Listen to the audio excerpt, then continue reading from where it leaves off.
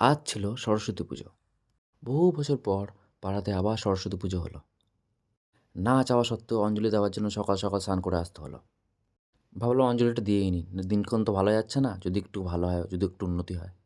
তবে ব্রাহ্মণ যা মন্ত্র পড়ছিল, যে মন্ত্র আমরা উচ্চারণ করছিলাম, তাতে মনে হচ্ছিল না যে কোনো উন্নতি হবে। সরস্বতী পুজোর আসলে মন্ত্রই পড়লো না ব্রাহ্মণ। কী যে পড়লো কে জানে, যুগ আজকাল ভগবান জানে। ব্রাহ্মণগুলো আর আগের মতো মন্ত্র পড়তে পারে না, ভুং ভাং মন্ত্র পড়ে। যাই হোক, ভুং ভাং মন্ত্র পড়ে অঞ্জলি দিয়ে বেরিয়ে পড়লাম কাজের উদ্দেশ্যে। হায় রে আমার পোড়া কপাল! সবাই কত সুন্দর সুন্দর মামুনি নিয়ে ঘুরে বেড়াচ্ছে বাইকের পিছনে চাপিয়ে। আর এদিকে আমি কাজে যাচ্ছি আর কাজ থেকে ফিরছি। যাওয়ার সময় দেখলাম সব ছেলেপুলে যাচ্ছে, একদম ঘোরাঘুরি করছে সব ফুটন্ত মামুনি নিয়ে উড়ন্ত বাইকে করে। আর এদিকে আসার সময় দেখলাম সেই একই ব্যাপার। সবাই ঘরে ফিরে যাচ্ছে আরকি। পাখিরা যেমন দিনের বেলায় ঘুরতে বেরোয় আর সন্ধ্যা হলে বাড়ি ফিরে আসে, ঠিক সেরকমভাবেই ফিরে যাচ্ছে আরকি।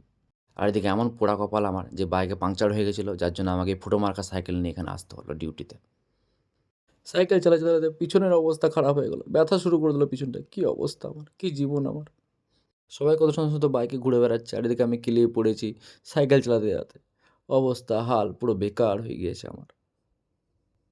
তার মধ্যে আবার নিজের সাইকেলও নয়, দিদির সাইকেল নিয়ে বেরোতে হয়েছে। ফুটো মার্কা সাইকেল। যা দেখে কেউ তাকাচ্ছে না। কুকুরও পর্যন্ত তাকাচ্ছে না আমার দিকে। তার মধ্যে আবার কুঁই কাই করে বিচ্ছিরি একটা আওয়াজ হচ্ছিল। ভাবলাম পুজো তো করতে পারিনি ভালো করে ঠিকমতো, তা দেখি একটু দেখেই নিই ঠাকুর। দেখলাম যে একটা বড়সড় ঠাকুর করেছিল। আসার পথে দেখে নিলাম। দর্শন করে নিলাম আরকি মা সরস্বতীর। তারপর চলে গেলাম সোজা আমাদের স্যারের বাড়ি। তারপর সেখানে গিয়েও মাথা ঠুকলাম। একবার ঠাকুরকে, একবার স্যারকে।